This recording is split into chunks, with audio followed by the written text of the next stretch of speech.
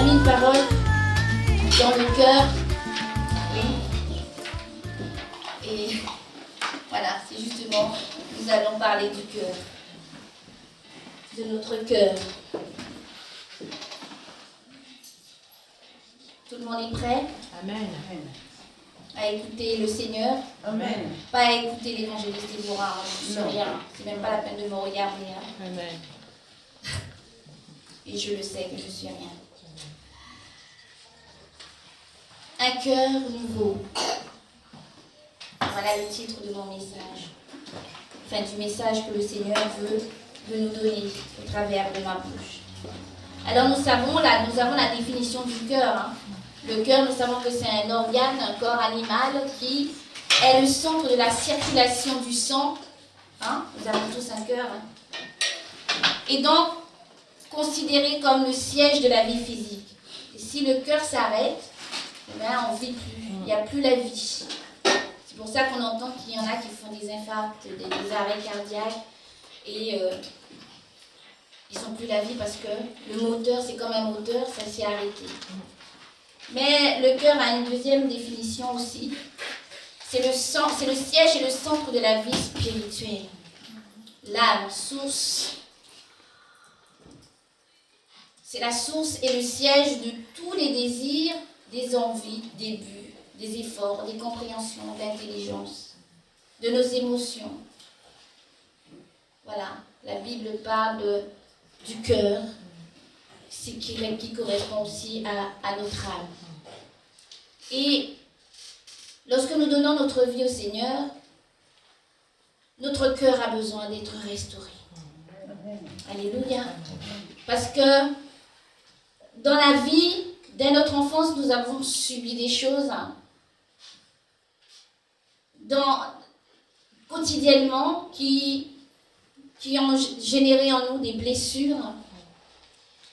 Et maintenant, le Seigneur veut restaurer tout cela. Alléluia. Dans Jérémie 17, nous allons le lire. Parce qu'il faut lire la parole de Dieu.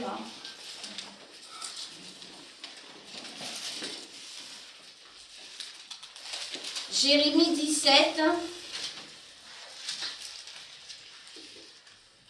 versets 9 à 10. Il nous dit quoi? Est-ce que quelqu'un a trouvé? Est-ce que tout le monde a trouvé? Amen. Alléluia. Amen. La Bible nous dit, le cœur est tortueux plus que toute autre chose. Et il est, dans la version Semeur, il dit, incurable. Et dans votre version, il dit quoi? Méchant. Qui pourrait le connaître? Verset 10, moi l'Éternel, moi je sonde les cœurs, je scrute les tréfonds de l'être, pour donner à chacun ce qui lui auront valu sa conduite et les effets de ses agissements. Alléluia. Alors cette semaine, j'étais en train de lire, ou plutôt d'écouter, je bénis l'évangéliste à chaque fois que je parle de ça. La Bible, Dieu, c'est quelque chose de formidable parce que c'est vrai que j'aime beaucoup écouter. Et donc j'écoutais le livre d'Ézéchiel, et ça faisait quand même quelques jours que j'écoutais ce livre-là, et tout d'un coup, je me suis rendu compte que Ézéchiel, c'est quelqu'un de bien, quoi. Quelqu'un qui a un cœur, vraiment le cœur de Dieu. Il aime Dieu. Et d'ailleurs, à chaque fois quand il avait des révélations exceptionnelles, il était appelé bien-aimé. Et c'est un homme, un intercesseur. Je dis, mais pour vraiment intercéder pour les autres, il faut avoir vraiment un cœur d'amour, vraiment avoir le cœur de Dieu. Et cet homme-là, non seulement il intercédait pour Jérusalem, mais il s'identifiait à leurs péchés. J'ai trouvé ça vraiment formidable. Alors j'ai fait une prière. Ça m'a tellement touchée. J'ai dit, Seigneur, je veux un cœur comme celui-ci. Je veux un cœur plein d'amour, Seigneur. Un cœur qui va te plaire. Un cœur vraiment qui va te servir. Mais j'étais sincère quand j'ai fait cette prière-là. Mais le Seigneur, il nous connaît. Il nous connaît tous et je pense que c'est pas qu'à moi que ça arrive, mais ça arrive à tout un chacun de nous. Le cœur est trompeur. Et maintenant, lorsque j'ai fait ma prière, et je vous assure, j'ai vraiment pleuré, je sentais que ma prière, elle était vraiment sincère. Et maintenant, je pars travailler. Et c'est là que ça commence. C'est là que on croit souvent que nous avons un cœur tellement bon, un cœur sans défaut. Les autres sont méchants, les autres sont mauvais. Les autres.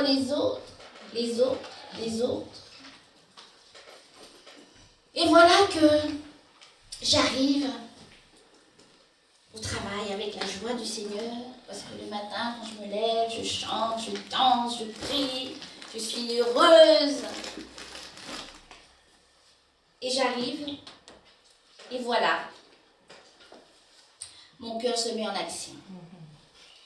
Mais je vous assure que ce n'est pas un cœur qui a plu à Dieu à ce moment-là, parce que il y a quelqu'un qui m'a irritée, on va dire. Et dans son comportement, dans sa façon de faire, sa façon de parler, ça m'a irritée. Et moi, je trouvais que cette personne-là, elle était fausse. Et avec une autre collègue, je me suis assise et j'ai commencé à parler de cette personne. Oh, c'était peut-être certainement légitime, tout ce que je disais.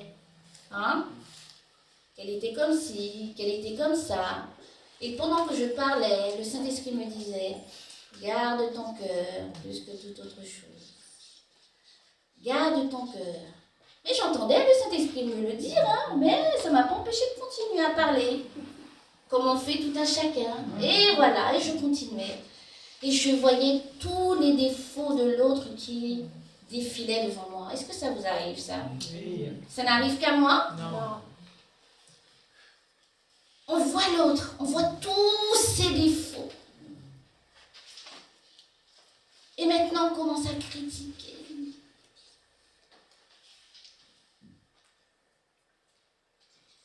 Alors que j'ai fait une prière super belle le matin, parce que je veux avoir ce cœur-là, et voilà que Dieu me montre mon cœur. Parce qu'il était en train de me montrer mon cœur. Comment mon cœur était sale. Comment mon cœur est tortueux. Il peut me tromper. Mais Dieu connaît les cœurs et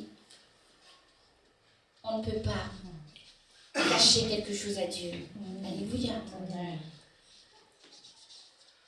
Ne soyez pas tristes, parce que ce que Dieu veut faire, c'est guérir notre cœur, c'est restaurer notre cœur, afin que nous puissions voir vraiment la gloire de Dieu. Vous savez, Jésus, c'est le véritable Dieu. C'est le Dieu vivant qui est capable de transformer la vie de quelqu'un. C'est le Dieu vivant qui est capable d'appeler à l'existence ce qui n'existe pas. Et au possible ce qui est impossible. Lorsque nous avons donné notre vie au Seigneur Jésus, nous n'avons pas donné notre vie à n'importe qui. Nous ne sommes pas obligés de marcher comme des misérables. Parce que souvent nous marchons comme des misérables. Parce que nous ne connaissons pas Jésus. Parce que nous n'avons pas expérimenté Jésus. Nous courons après la bénédiction.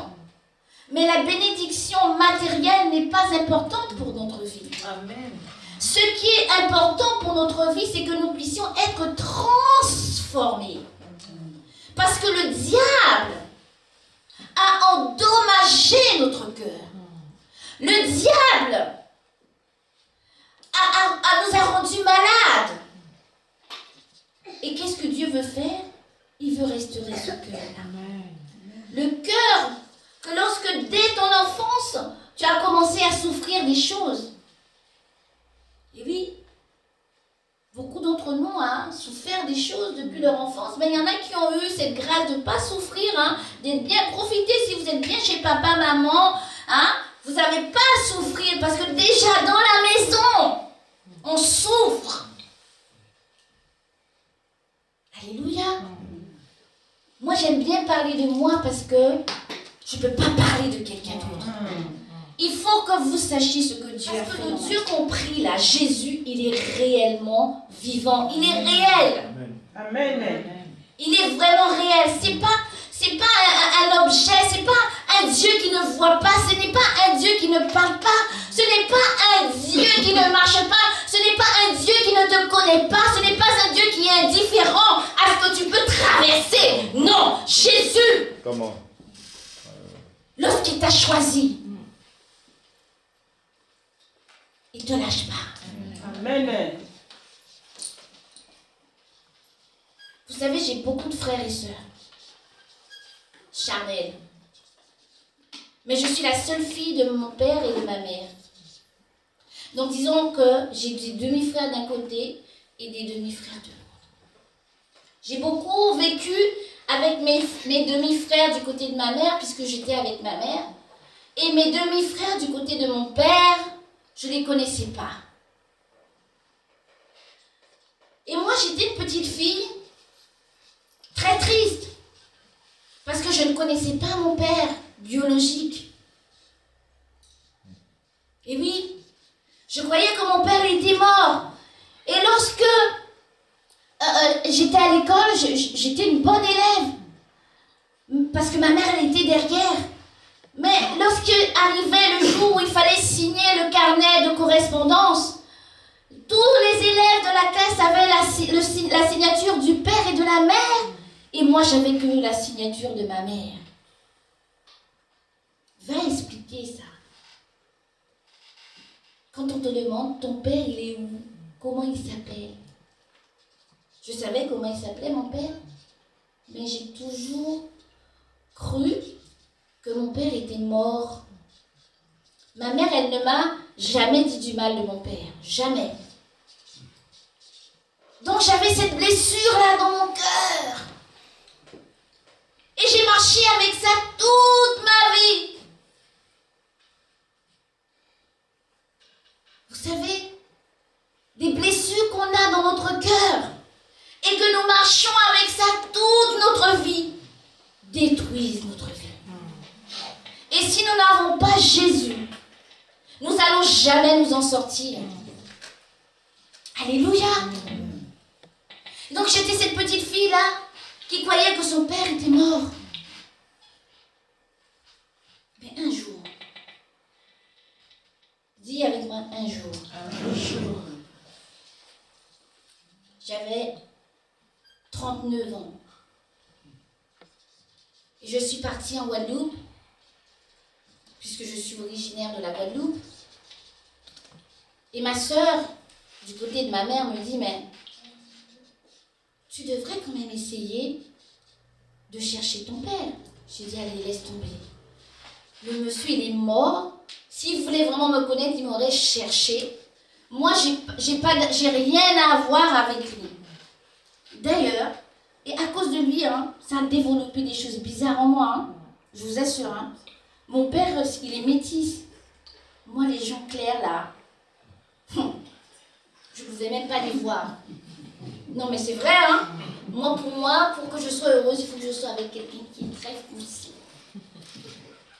Vous voyez déjà ce que les blessures font dans les cœurs?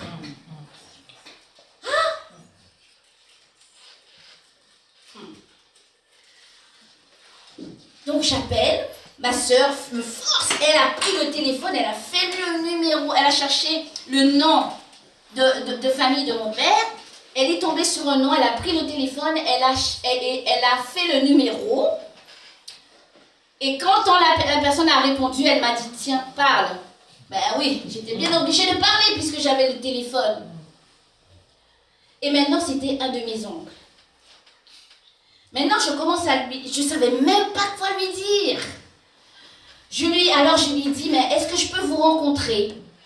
Est-ce que vous connaissez... je donne le prénom de mon père. Un tel, il me dit oui. Je lui dis, est-ce que je peux vous rencontrer? Et il me dit, ah oui, je sais qui vous êtes. Oh. Ah bon? Donc, il me donne le rendez-vous et je pars. Et c'est là que je rencontre mes oncles. À peine que je sois arrivée, ils m'ont reconnue. Ils m'ont reconnue. Ils savaient que je suis réellement la fille de telle.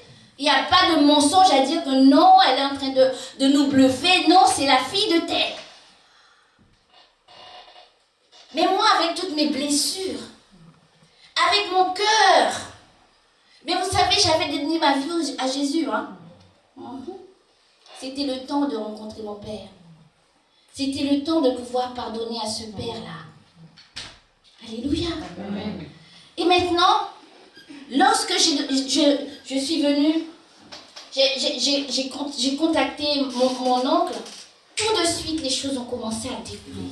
Il m'a dit, ton père est en métropole, je te donne le numéro de ta tante, et voilà que maintenant, ma tante m'appelle, elle vient me chercher, et on appelle mon père. Moi qui croyais que mon père était un homme mort. Et là, il commence à pleurer. Pour me dire quoi? Pardonne-moi parce que je t'ai abandonné. Je t'ai cherché tout le temps, je ne t'ai pas trouvé. Il était même venu en Guadeloupe, mais moi, j'y étais plus, je vivais à Lyon. Mais, c'est là que j'ai expérimenté le pardon. Vous savez, nous devons expérimenter le pardon. Parce que nous avons Christ en nous. Et lorsque nous avons le non-pardon dans notre cœur, ça pourrit notre vie. On marche avec des épines. S'il y a quelqu'un dans ton cœur, s'il te plaît, prends la décision de pardonner à cette personne-là. Parce que nous disons à Christ, pardonne-nous nos offenses comme nous pardonnons à ceux qui nous ont offensés. Vous savez, j'ai rencontré mon père. Il a passé du temps avec moi. Et vraiment, je l'aime. Amen. Mais mon père m'a dit, je veux te reconnaître. Je veux que tu portes mon nom. Et moi, je lui dis non. J'ai dit non. Je ne veux pas de porter ton nom. J'ai 39 ans. J'ai toujours eu le nom de ma mère. Et maintenant, je veux toujours garder ce nom. Mais quelque chose s'est passé au mois de mars de cette année. Je suis allée à Paris au mariage d'une de ses filles parce que, en fait, mon père, il a 8 enfants en tout avec moi. Vraiment, je les avais déjà rencontrés. Mais quand il y a eu la photo de famille, moi qui croyais que je ressemblais à ma mère,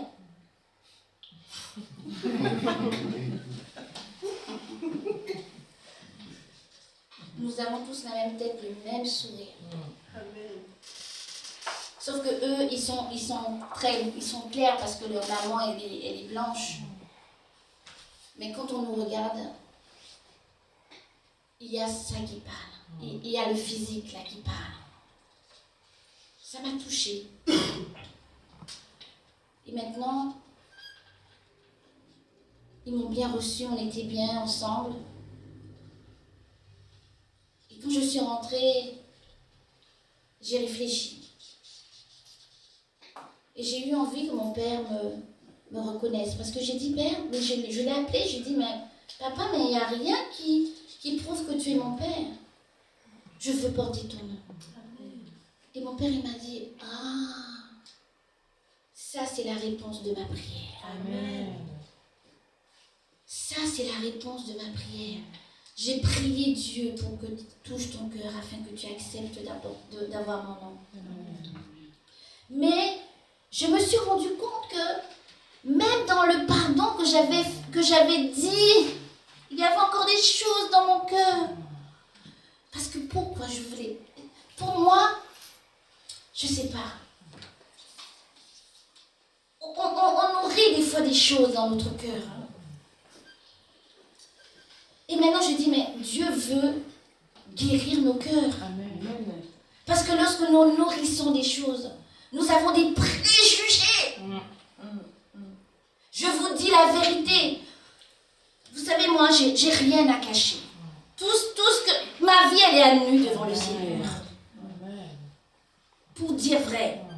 Les gens à peau claire, je ne les aimais pas. Et je pense que le fait de savoir que mon père avait la peau claire, je ne voulais pas porter ce nom-là. Parce que c'était un nom de personne libre. Moi, le nom de ma mère, c'est le nom de quelqu'un qui était esclave.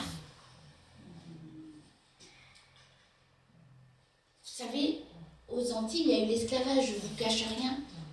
Et après l'esclavage, ils ont donné des noms. Voilà, des noms. Et moi, et c'est mon aïeul qui a eu ce nom-là, parce que c'était matriarcal, c'est les femmes qui avaient le nom.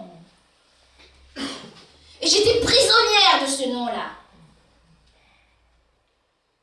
Parce que du côté de la famille de ma mère, on vénère ce nom.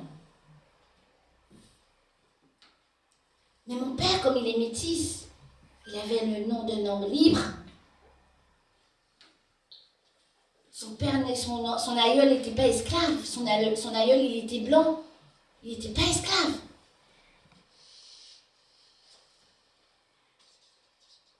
Vous voyez, je vous raconte mon histoire. Mais certainement, vous avez la vôtre aussi. Lorsque vous étiez petit, des choses qui sont qui sont dans votre cœur et qui sont en train de vous tenir en esclavage. J'avais beaucoup de préjugés. Vous savez, aujourd'hui, j'ai 4 enfants. 4 enfants. Il n'y en a qu'une qui s'est mariée avec un noir.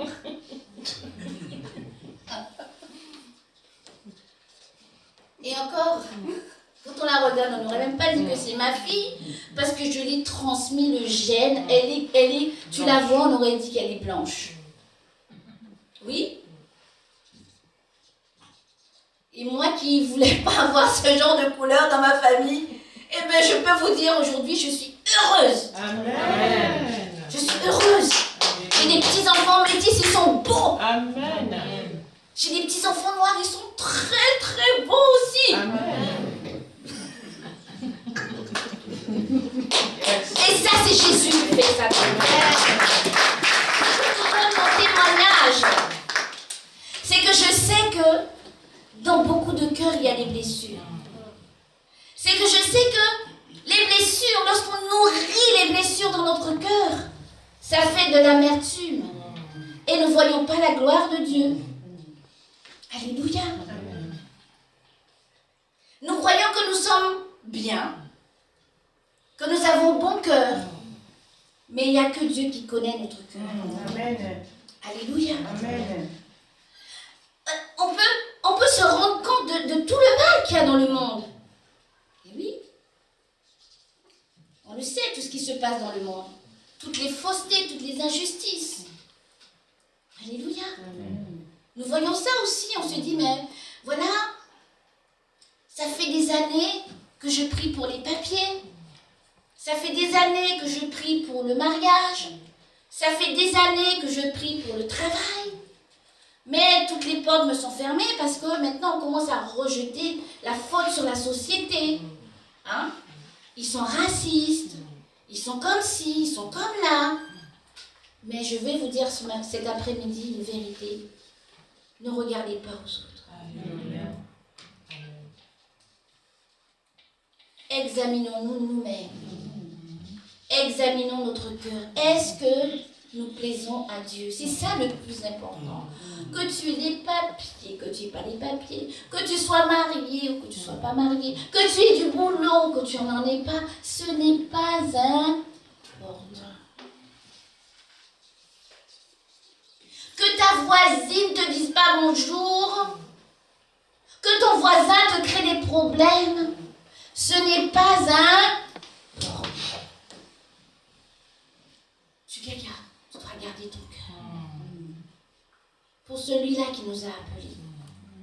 Vous savez, lorsque j'ai compris cela, que le Seigneur remontait loin dans mon enfance pour me montrer dans quel état était mon cœur. Parce que je lui ai dit que j'ai un désir, Seigneur, j'ai un désir.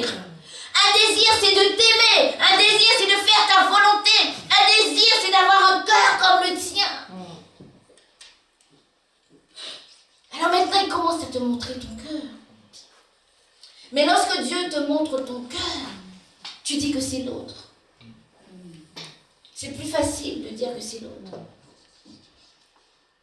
Alléluia. La Bible nous dit, dans Marc 7, au verset 21 et 22, d'ailleurs, il y a deux chapitres. Il y a Marc et il y a Matthieu qui nous parlent de cela. Il y a Marc 7, 21, 7, verset 21, 22. Et il y a Matthieu 15, verset 19 qui nous dit quelque chose. Alléluia. Il dit, car du cœur viennent quoi? On y est? Quoi d'autre? Les meurtres. Ah.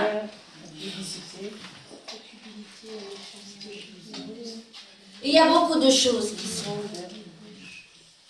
Les meurtres, les adultères, les fornications, les vols, les faux témoignages, les injustices. Toutes ces mauvaises choses-là viennent de notre cœur. Alléluia. Et pourtant, nous avons accepté Jésus dans notre vie comme étant notre Sauveur et notre Seigneur. Vous savez quelque chose? Ne nous mêlons pas à la foule. Laissons Dieu opérer notre cœur. Parce que sinon, nous allons marcher comme des misérables. Nous allons marcher comme des esclaves. Parce que le cœur est très important pour Dieu. D'ailleurs, la Bible nous dit qu'il ne regarde pas à l'apparence. Tu peux être beau, tu peux être belle comme tu veux. Mais si tu as un mauvais cœur, si tu as un cœur méchant, un cœur qui est rempli de mauvaises pensées, un cœur injuste, ça ne fait pas de toi la plus belle ou le plus beau.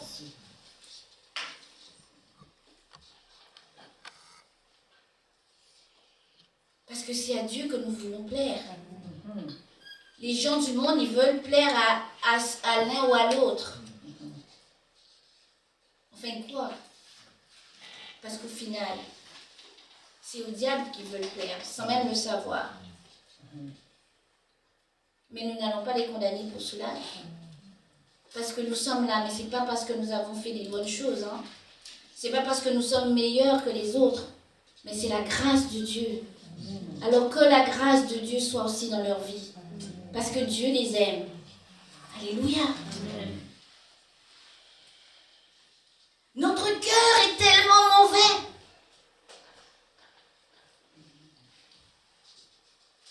Et lorsque on parle de quelqu'un de son cœur, le cœur n'aime pas être dévoilé. Ah non, non, non, non. Si on commence à dévoiler les cœurs, là, tout le monde est énervé. Ah non, c'est pas moi. Moi, je ne suis pas comme ça. Moi, je suis une bonne personne. Comme une fois, une personne m'a dit, mais moi, je ne fais pas des péchés, moi. Ah bon? Attends, je vais t'expliquer. Mais non, j'ai tué personne. J'ai volé personne. Je ne fais pas de péché. Et oui, tu fais des péchés. Je peux te dire maintenant là que tu es en train de parler, que tu dis que tu ne fais pas de péché, tu es en train de faire un péché. Parce que tu fais Dieu menteur quand tu dis que tu n'es pas pécheur. Alors que notre Dieu, il n'est pas un menteur. Alléluia. Amen. Nous essayons toujours de nous trouver des excuses. Alléluia. Pour nous donner du mérite. Pour entretenir ou améliorer le vieil homme. Et oui, celui-là qui marche dans la chair. Est-ce que vous pensez de quoi le Seigneur est en train de nous parler? Ah oui. Celui-là, le vieil homme-là, il marche dans la chair, il est dans la chair, il est enrobé de la chair, et il est content de son état, et en plus de ça, il se félicite. Ah non, moi je ne suis pas comme ça. L'autre là, mais tu as vu comment elle fait, tu as vu comment elle parle. Moi je ne peux pas supporter ça. Moi je ne suis pas comme ça. Et oui. Mais qu'est-ce qu'il faut que je fasse? Je ne supporte plus des gens comme ça.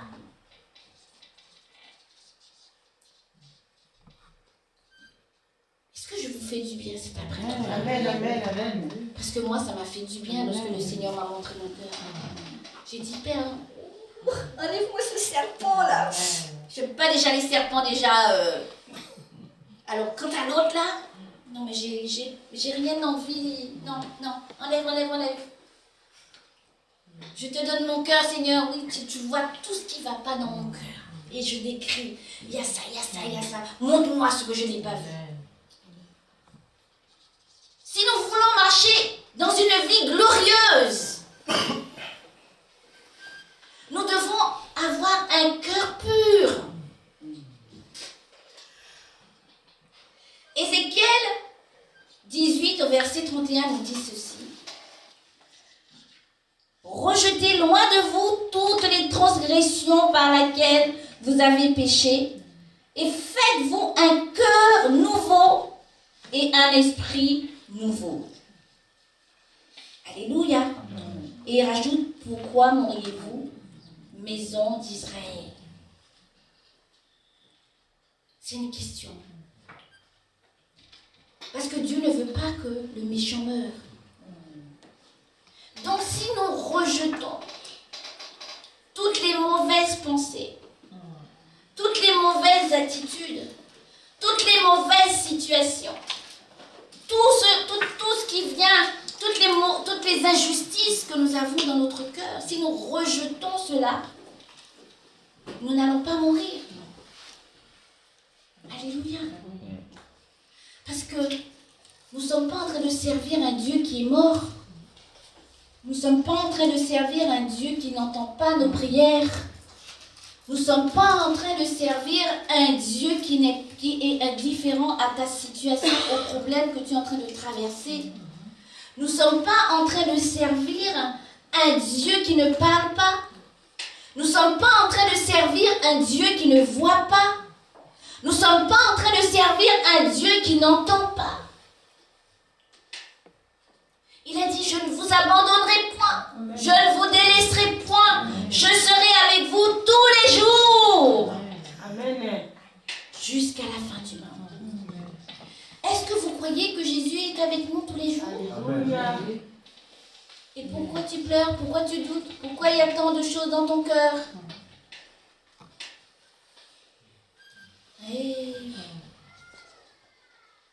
Il est temps que nous puissions réaliser et prendre conscience que le Dieu que nous servons n'est pas un Dieu mort, mais c'est un Dieu qui est tout puissant. La Bible dit que toute chose a été créée par lui et pour lui. C'est lui qui dit le dernier mot dans ta vie. Alléluia. Alléluia. Amen. Mais pour cela, il faut que nous puissions être obéissants. Alléluia. Il a dit, je mettrai en vous un cœur nouveau, un cœur de chair et non un cœur de pierre. Un cœur de chair, c'est un cœur d'amour, c'est un cœur de compassion, c'est un cœur de pardon. Alléluia.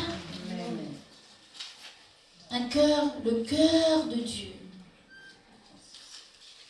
Alléluia. Jésus a un cœur d'amour. Il nous aime tellement qu'il s'est sacrifié lui-même sur la croix afin que nous puissions avoir la vie et la vie éternelle. Vous vous rendez compte?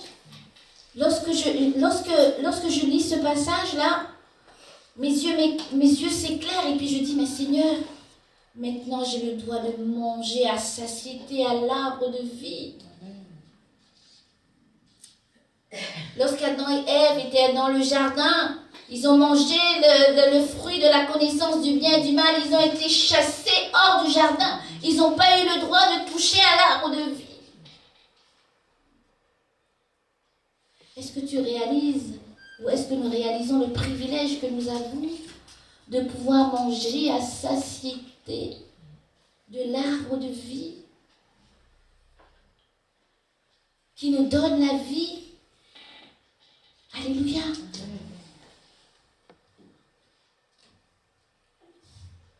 La Bible nous dit au Proverbe 4, verset 23.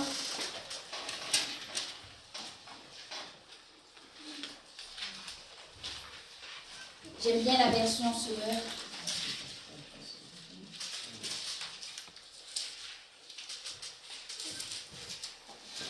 Proverbe 4, verset 23.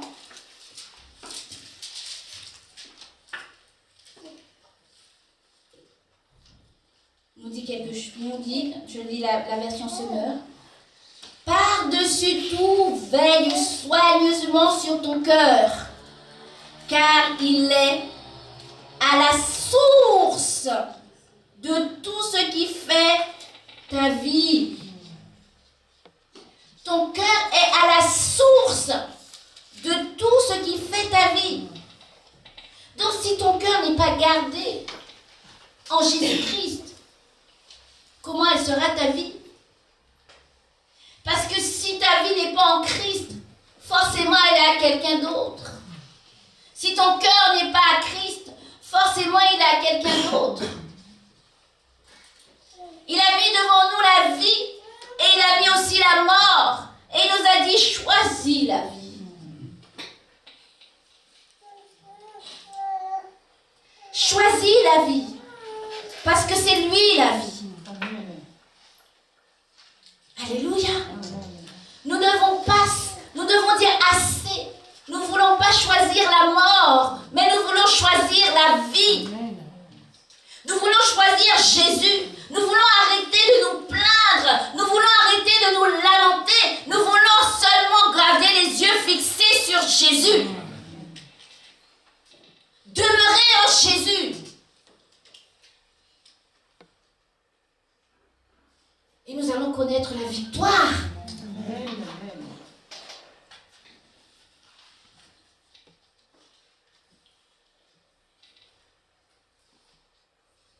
Vous serez étonnés de voir les portes qui s'ouvrent lorsque vous allez vous attacher à Jésus. Alléluia.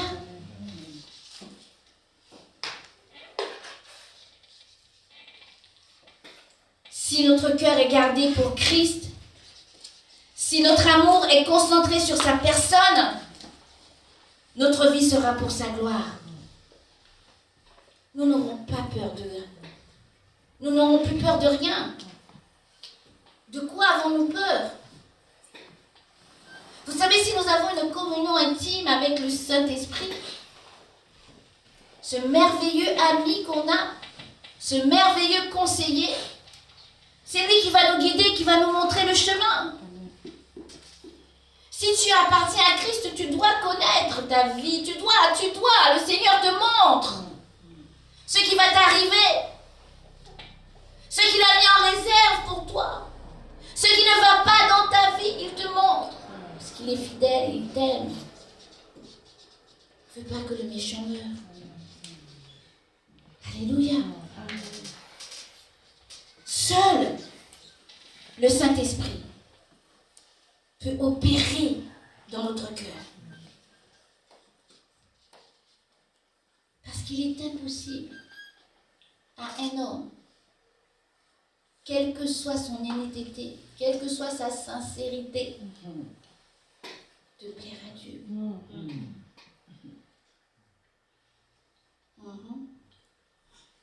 Tu peux être honnête, sincère, oui. Mais sans le Saint-Esprit, tu ne peux pas plaire à Dieu.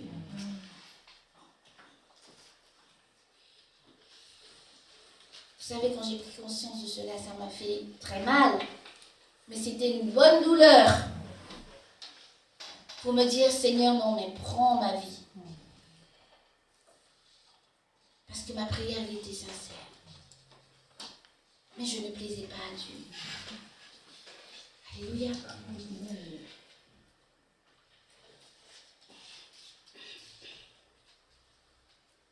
Prenons garde à notre cœur, afin qu'elle ne dirige pas nos pas vers la fosse. La Bible nous dit, telle voie paraît bonne à un homme, hein. Elle conduit à la mort. À la mort.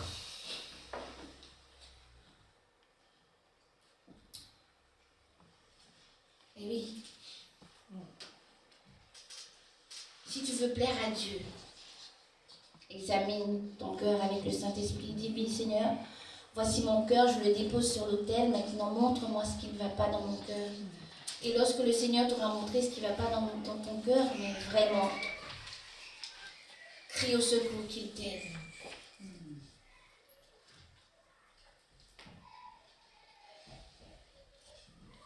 Crie au secours. Vous savez, hein, beaucoup d'enfants en veulent aussi à leur père. Hein. Comme moi, j'en ai voulu au mien.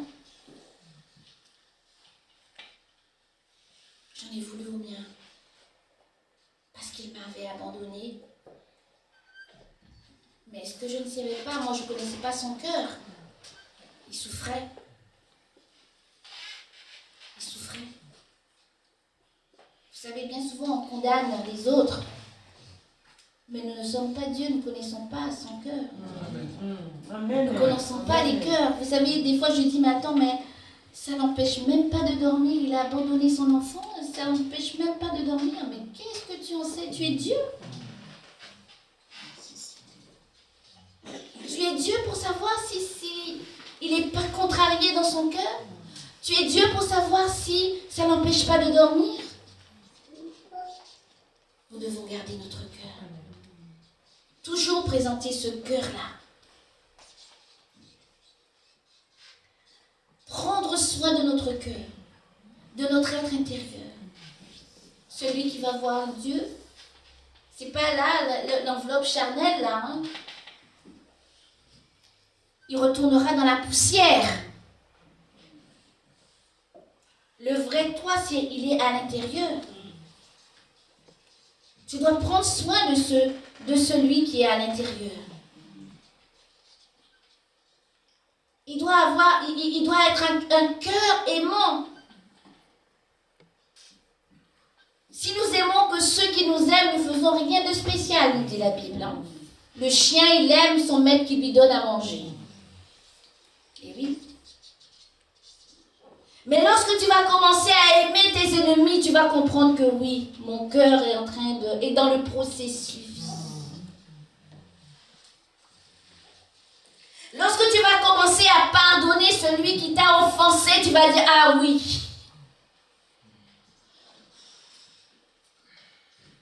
Vous voulez que je vous donne un autre exemple de ma vie, de processus de délivrance et de pardon? Je vous ai parlé de mon enfance, maintenant je vais vous parler de ma vie d'adulte. J'ai eu 2 hommes dans ma vie. Un avec qui j'étais mariée et un avec qui je n'étais pas mariée. Celui avec qui j'étais mariée, j'ai vécu 7 ans avec cet homme-là. Mais j'ai eu 2 enfants, 7 ans de malheur et de douleur. Je le détestais tellement que je pensais comment j'allais faire pour l'empoisonner, pour le tuer. Ah. Vous savez que lorsque vous vivez avec quelqu'un qui vous fait du mal, tous les jours que Dieu fait,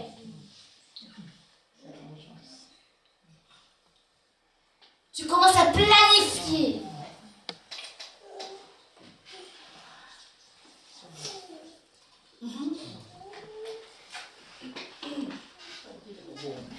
Est-ce que tu as quelqu'un dans ta vie qui te pourrit la vie? Ah. Quelqu'un où tu as pensé même là, franchement, un petit poison là.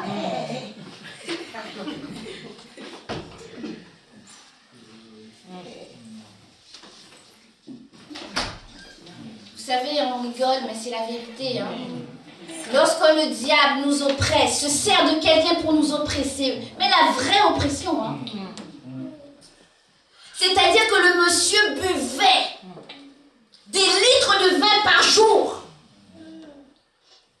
Ah, vous allez savoir d'où le Seigneur m'a enlevé maintenant. Hein? Il battait mes enfants. Et moi, touche pas à ma famille. Hein. Il me battait.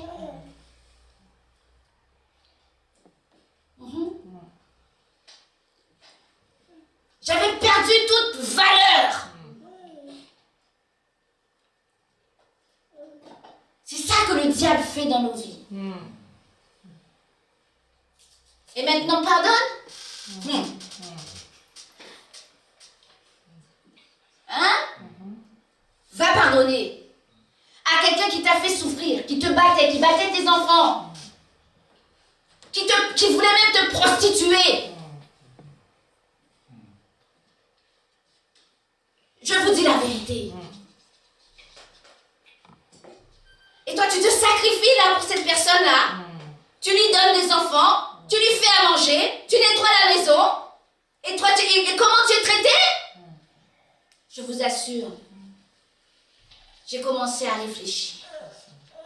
Et vous savez que lorsqu'une femme commence à réfléchir,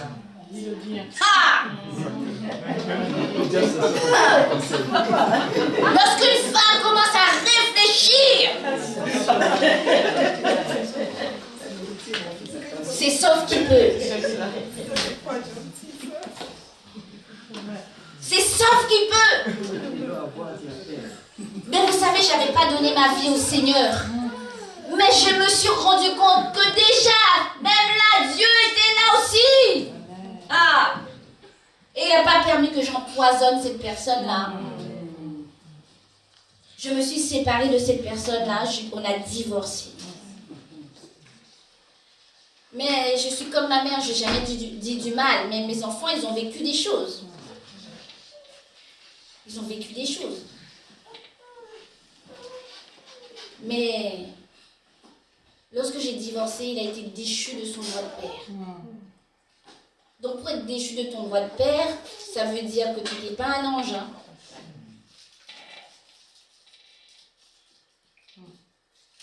Après j'ai essayé, malgré ça. Hein. Et vous savez, il faut faire attention. Hein. Lorsque nos cœurs n'est pas guéris, n'allez pas rentrer dans une relation avec quelqu'un. Hein. Ha! Je vous le dis bien comme il faut. Toutes les belles jeunes filles là, qui veulent se marier, attention, hein, si ton cœur n'est pas guéri. Après, je suis rentrée dans une relation, mais c'est charnel. Tu crois que tu es amoureuse, mais tu n'es pas amoureuse, c'est quoi ça? C'est ça l'amour? Franchement. Vous savez, là, le monde, quand il dit « je suis amoureux », c'est qu'il a vu quelqu'un physiquement qui lui a plu. Voilà. La star des stars. Hein.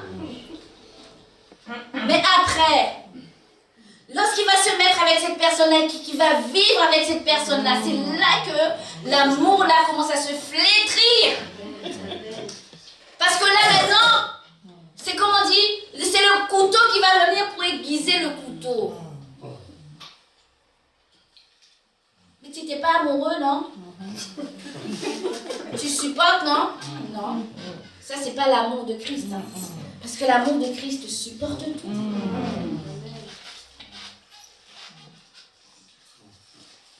Et que vous soyez un homme ou que vous soyez une femme, si ton cœur n'est pas guéri, reste bien assis là où tu es. Et que Dieu guérisse ton cœur avant de te mettre dans une autre relation.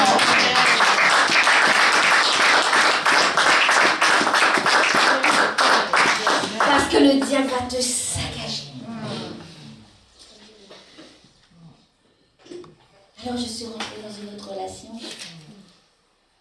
Tout était beau au début. Mais manque de peau. Je suis tombée sur un gros menteur. Non mais c'est grave. Mais moi, mon cœur n'était pas guéri. J'avais mes 2 enfants, je faisais ma vie, je sortais pas tous les samedis, hein, ça commençait même depuis le vendredi. Week-end. Oui, le week-end, maman, le week-end. En boîte, zouk. Et zouk, c'est le seul médicament.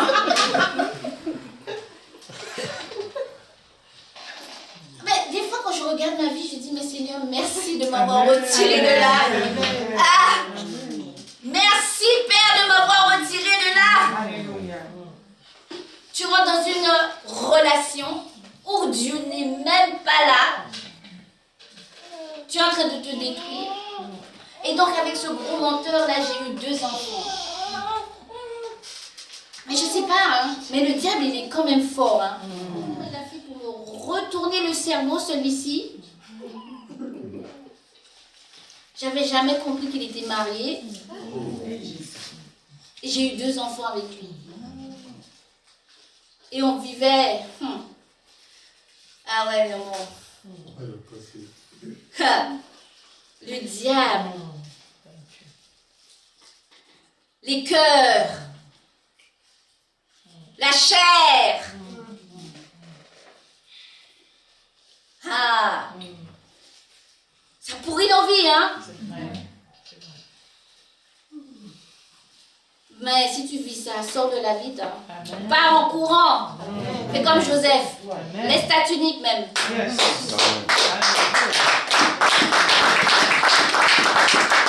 Pars en courant. Dieu a quelque chose de meilleur pour toi. Hey. Vous savez, lorsque j'ai découvert tout ça, j'avais déjà mes 2 filles. Super belles comme leur mère, bien entendu. Ça, c'était la petite touche pour vous faire rire. Je me suis séparée de cet homme-là. Mes sœurs et frères, c'est là que j'ai découvert qui était vraiment cette personne. Parce que la personne n'a pas aimé quand je l'ai dit, ciao, bye. Il m'a persécuté. Mais pourtant, hein, je vais dire quelque chose qui est pour lui, quand même. C'était quelqu'un qui était très gentil, qui s'occupait bien de moi, qui me donnait de l'argent, qui m'a payé des formations. Il avait ça pour lui, au contraire de l'autre, qui était un buveur De vin. de vin. Un vineux.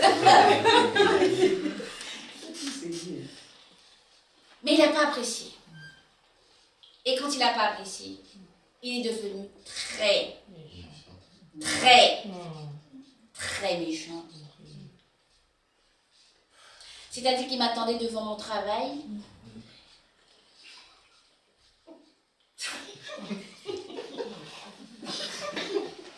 Il perçait les pneus de ma voiture.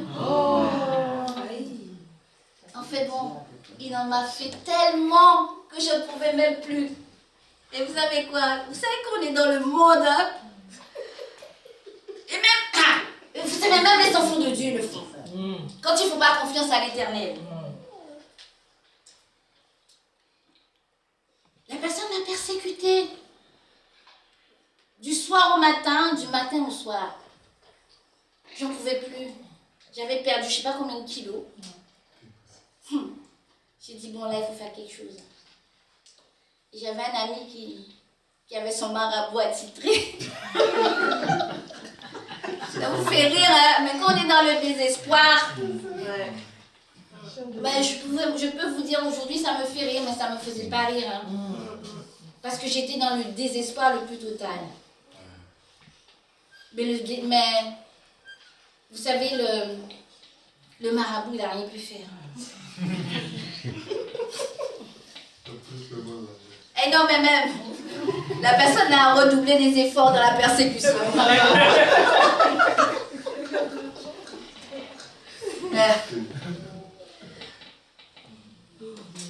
Mais gloire soit rendue à Dieu. Amen. J'ai appris beaucoup de ces relations. Et quand j'ai rencontré le Seigneur me dit pardonne. Il fallait que je pardonne à ces deux personnes-là qui m'ont fait bien du mal. Et mais je vous assure que c'était très, très, très difficile.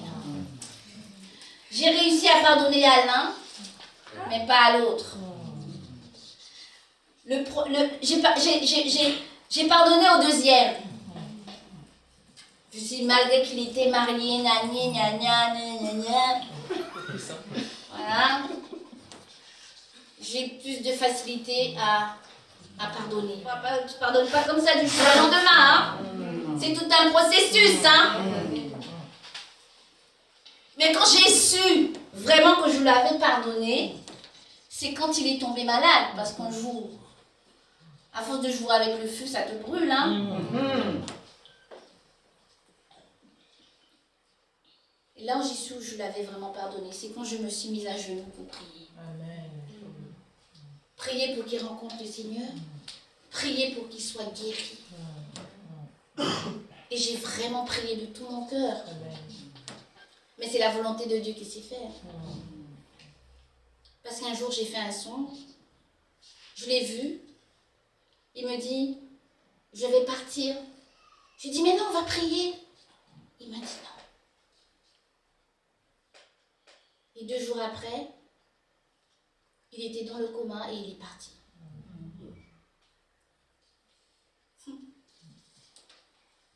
Mais je vais vous dire quelque chose.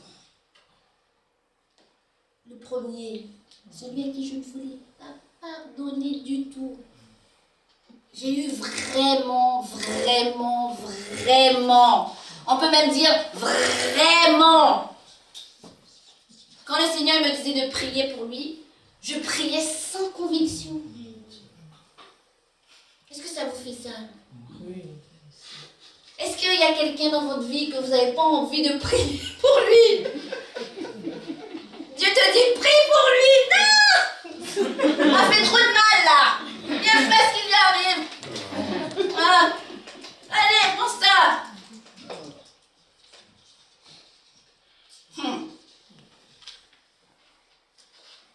J'ai quand même prié. Et un jour, je bénis la servante de Dieu, le pasteur Yolande qui est là.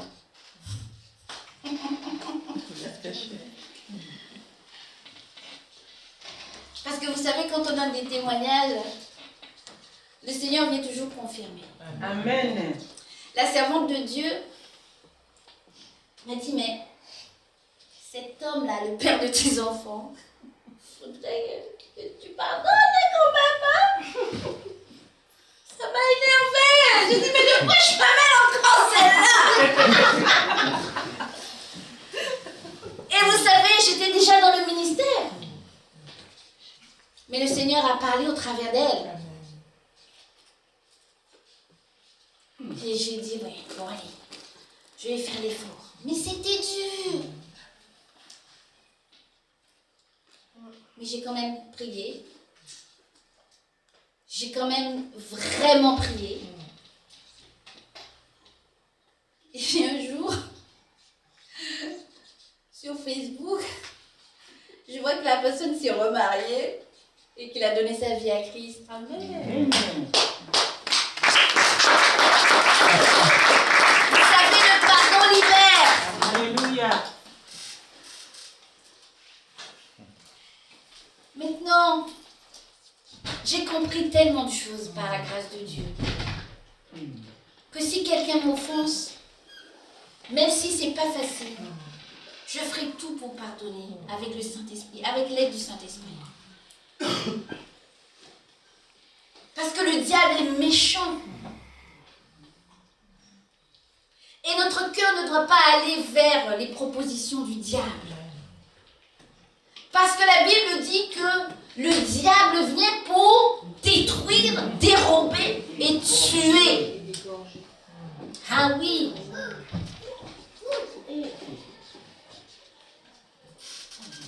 Nous devons faire attention à notre cœur. Alléluia. Est-ce que ça vous a parlé? Amen. On a rigolé, mais Amen. attention à nos cœurs. La Bible nous parle de 4 types de cœurs dans Matthieu 13, 4. On va aller un petit peu vite.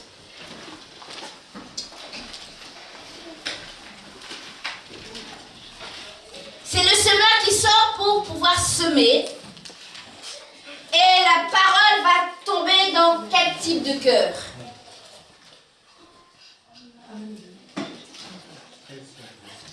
Matthieu 13, verset 4.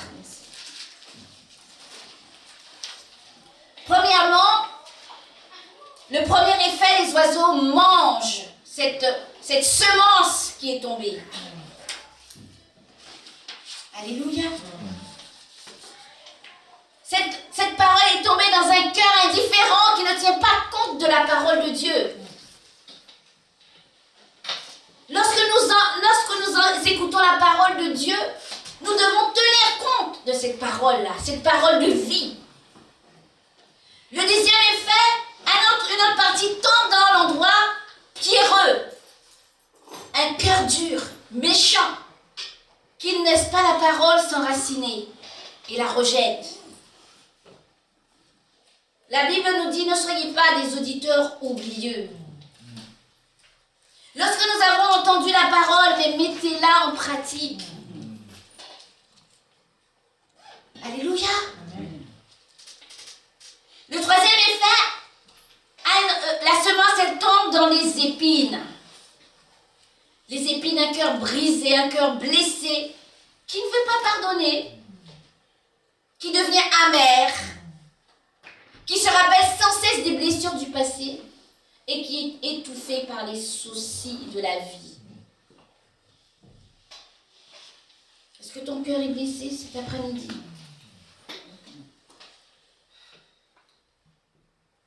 Vous savez, le Seigneur ne va pas regarder le cœur de l'autre, il va regarder ton cœur. Le cœur de l'autre, c'est avec Dieu. C'est Dieu qui se charge, mais il veut regarder ton cœur. C'est ton cœur qu'il veut guérir cet après-midi. Amen. Alléluia. Amen. Et le quatrième effet, la semence, elle tombe dans une bonne terre. C'est un cœur qui laisse le Saint-Esprit opérer un cœur nouveau, un cœur de chair. La parole qui nous amène à discerner l'état de notre cœur. Alléluia. Et maintenant, la parole, nous recevons cette parole avec douceur et elle est implantée. Et elle a de la puissance pour sauver notre âme. Alléluia.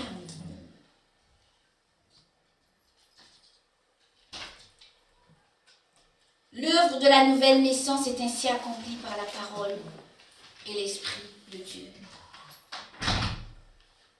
Lorsque le Seigneur Jésus est mort sur la croix, il a dit « Tout est accompli ». Voilà le tout est accompli. Lorsque nous laissons la parole faire son effet dans notre vie et que nous laissons le Saint-Esprit opérer cette œuvre-là dans notre vie, je vous assure, si nous laissons la parole et le Saint-Esprit agir dans notre vie, nous ne serons plus les mêmes. Nous serons vraiment plus les mêmes. Alléluia. Amen. Nous allons être malléables entre les mains du Seigneur. Lorsque nous parlons, nous disons, Seigneur, emmène-moi là où tu veux. Vous savez, là où Dieu veut, ce n'est pas forcément là où tu as envie d'aller.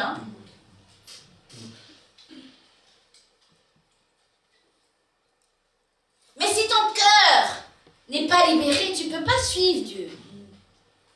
Tu vas avoir de la résistance parce que tu ne vas pas lui faire confiance. Tu vas te poser plein de questions, tu ne vas pas le suivre aveuglément. Alors que Dieu ne va jamais t'emmener à quelque part où tu vas te perdre. Il est impossible à Dieu de mentir. Il est impossible à Dieu de nous faire du mal. Dieu nous aime d'un amour incommensurable, inexplicable. Alléluia. Ne résistons pas à l'œuvre du Saint-Esprit. Amen. Amen. Et nous allons terminer avec cela dans Michée 6, verset 8.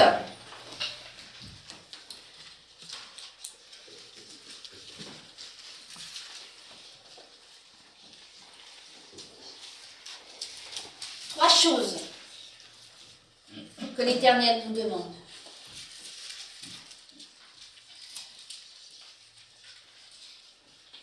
Michée, si quelqu'un a trouvé, peut nous lire. Comme ça nous réveille un peu.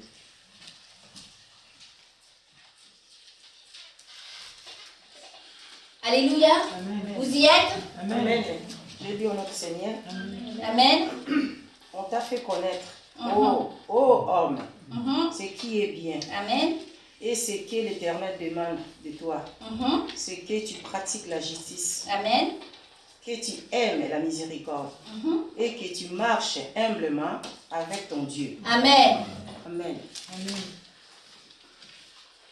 Le Saint-Esprit nous a parlé cet après-midi. Amen. Il nous a fait connaître ce qui est bien. Amen. Ce qui est bien, c'est que notre cœur soit libéré. Ce que Dieu veut, il veut trois choses. Que nous puissions pratiquer la justice, aimer la miséricorde et marcher humblement avec Dieu. Alléluia. Amen.